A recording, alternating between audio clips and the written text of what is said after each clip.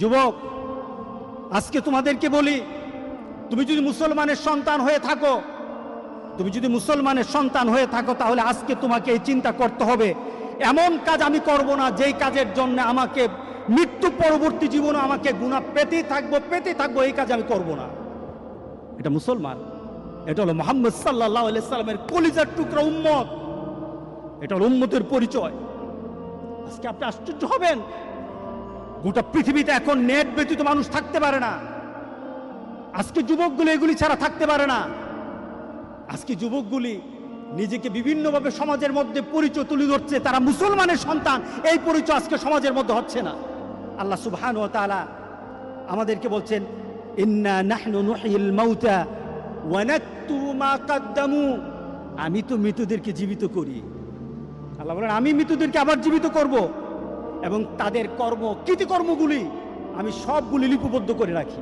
ওয়া কুল্লা শাইইন আহসাইনাহু ফি ইমামিন মুবিন, আর প্রত্যেকটি জিনিস সংরক্ষিত আছে তোমার জীবনের, প্রত্যেকটি জিনিস সংরক্ষিত আছে। যুবক, তোমার জীবনটা যদি, তোমার চলাটা যদি কোরআন এবং সুন্নাহ অনুযায়ী হয়, আল্লাহর রাসূল আর নেককার বান্দারা যেমন সুন্দর মউত পেয়েছে, রাসূল সাল্লাল্লাহু আলাইহি সাল্লাম বলেন, তোমাদের মউতও তত সুন্দর হয়ে যাবে, তোমাদের মউতও তেমন সুন্দর হবে। রাসূল সাল্লাল্লাহু আলাইহি সাল্লাম বলতেছেন, তুমি দুনিয়াতে যেভাবে চলবা মউতও তেমন হবে। কোনো ধরনের খারাপই যদি তোমার মধ্যে থাকে, তুমি যদি খারাপ নীতিতে চলো, তুমি খারাপ দৃশ্য নিয়ে চলো, তোমার হাতে খারাপ থাকে, তোমার ঘুমের সময় খারাপ জিনিস তোমার সাথে থাকে, তুমি তোমার বন্ধু বান্ধবের সাথে যখন আড্ডা দাও তখন তুমি খারাপ কোনো দৃশ্য নিয়ে তুমি কথা বলো, তুমি তোমার বন্ধু বান্ধবের সাথে যখন কথা বলো তোমার ভিতরে খারাপ চিন্তা থাকে, তোমার মতটাও তেমন খারাপই মত হবে। কে বলেছেন? মুহাম্মদুর রাসূলুল্লাহ। বিশ্বাস হয় না? মুহাম্মদ সাল্লাল্লাহু আলাইহি সাল্লাম বলে গেছেন, তোমার মতটা তেমন হবে। শুধু তাই নয়, কামা তামুতুন্না তুবাসুন,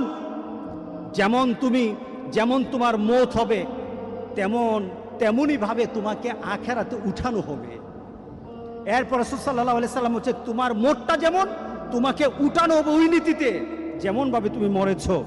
শুধু তাই নয়, কামা তুবাসুন তুহশারুন, যেমন ভাবে তোমাকে হাসর করা হবে, যেমন ভাবে তোমাকে উঠানো হবে তেমন ভাবে তোমার হাসর হবে। সুতরাং দুনিয়া যেমন হাসর তেমন, দুনিয়া যেমন মত তেমন, দুনিয়া যেমন কবর তেমন। আজকে সবার ভিতরে একটা কথা বলি, আমাদের জীবনটাকে আমরা সুন্দরভাবে চালাতে চাই, এই জিনিসটা আমাদেরকে ধ্বংসের দিকে নিয়ে যাচ্ছে। যতটুকু উপকার আসা দরকার তার থেকে ক্ষতিটা বেশি হচ্ছে।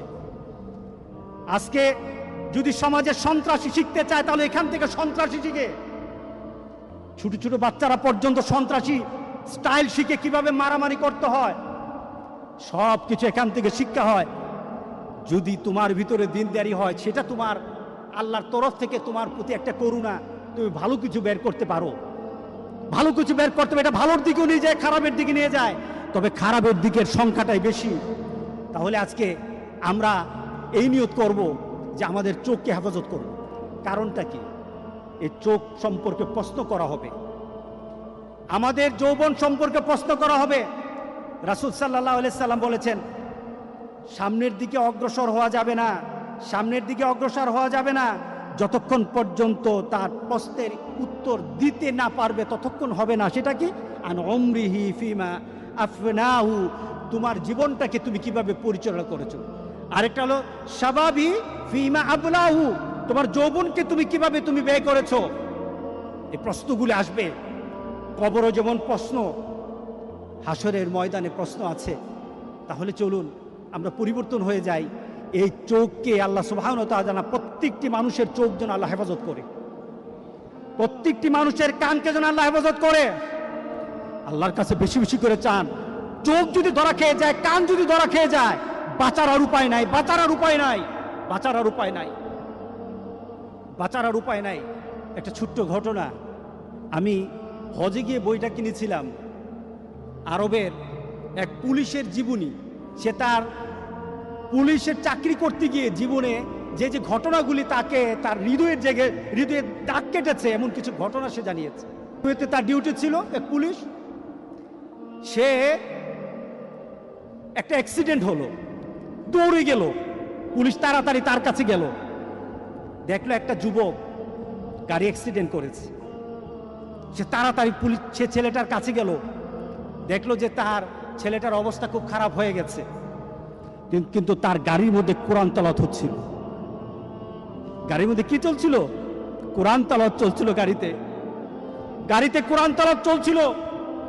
সে ড্রাইভ করতেছে, সে কোরআন তেলাওয়াত শুনতেছিল। ওই মুহূর্তে সে অ্যাক্সিডেন্ট হয়েছে, তার মুখে যেন বিড়বিড় বিড়বিড় করে কোরআন তেলাওয়াত চলছিল।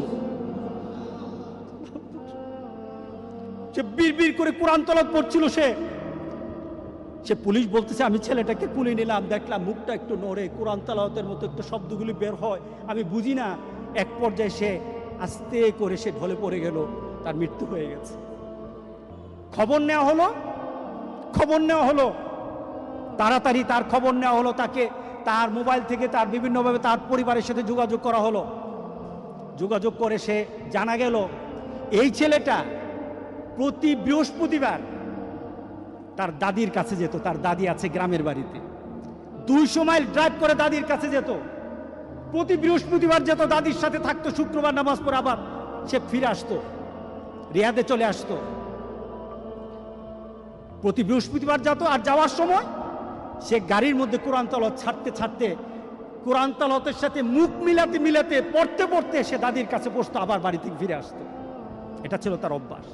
লং ড্রাইভে বের হতো, কোরআন তেলাওয়াত শুনতে যেত। সেইভাবে কোরআন তেলাওয়াত শুনতে কোরআনের অনেকটা হাফেজ হয়েছিল।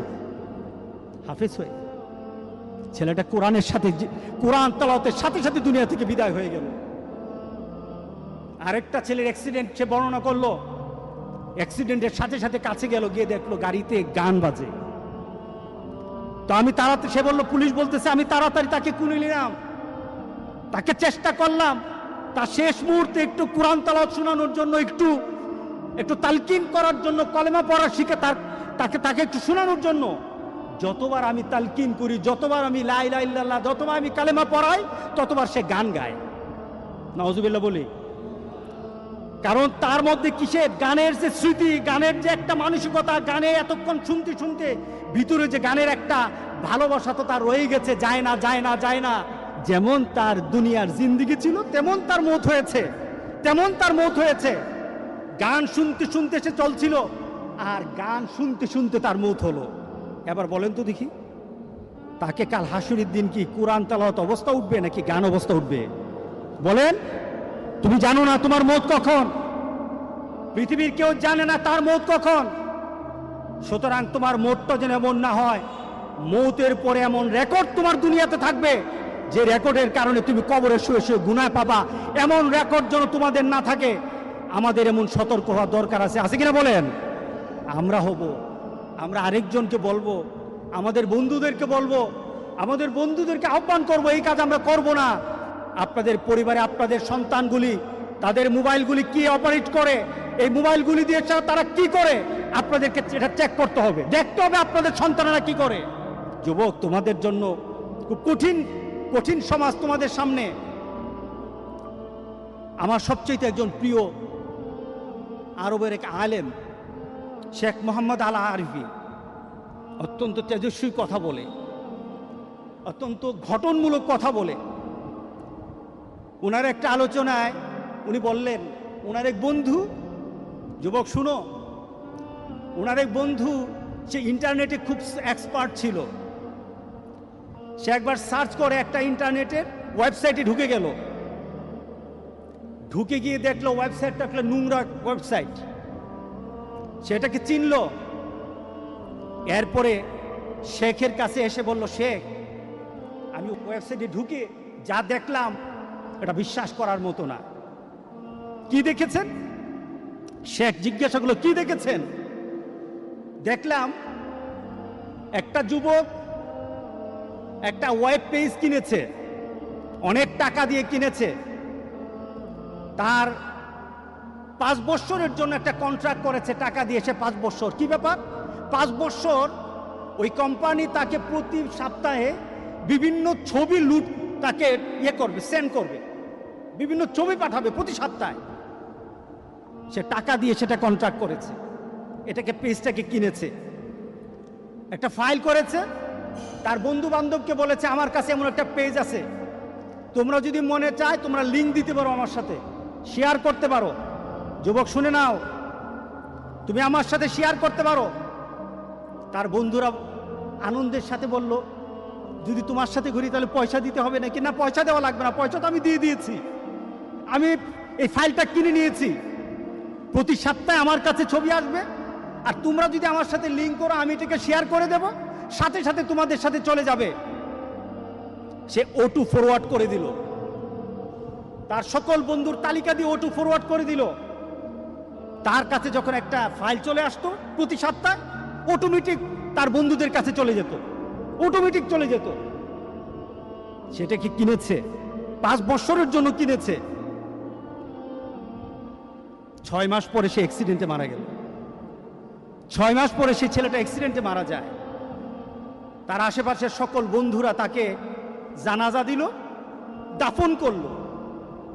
ঠিক 1 সপ্তাহ পর দেখলো প্রত্যেকটি বন্ধুর সেই ওয়েবসাইটটা, তার বন্ধুদের যে ওয়েবসাইটটা লিঙ্ক করা ছিল, তাদের কাছে ছবি চলে আসছে, তাদের কাছে ছবি চলে আসতেছে। তারা মনে করলো এটা পুরানো ছবি।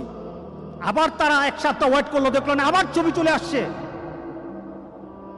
2-3 সপ্তাহ পর তারা কোম্পানির সাথে যোগাযোগ করলো, তাদেরকে বলল, ভাই, যে ছেলেটা আপনাদের থেকে এই ফাইলটা কিনেছিল সে তো মারা গেছে, এখন তার থেকে যে ধরনের পেজ আপনারা দিচ্ছেন এটা তো আমাদের কাছে চলে আসতেছে, অটোমেটিক চলে আসতেছে।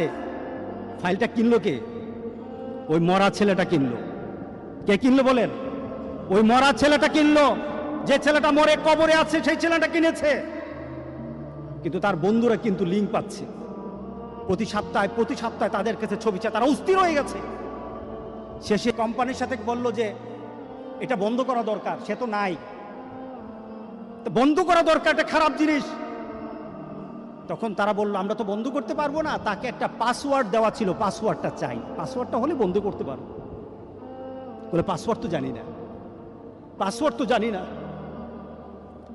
এভাবে চলতে থাকলো 2 বছর পর্যন্ত, এভাবে কন্টিনিউ চলতে থাকলো। ছবি আসতেছে, তার বন্ধুদের পেজে ছবি ঢুকে যাচ্ছে।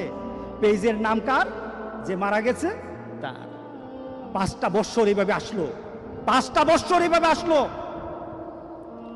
নোংরা ছবিগুলি তার বন্ধুদের কাছে চলে আসলো।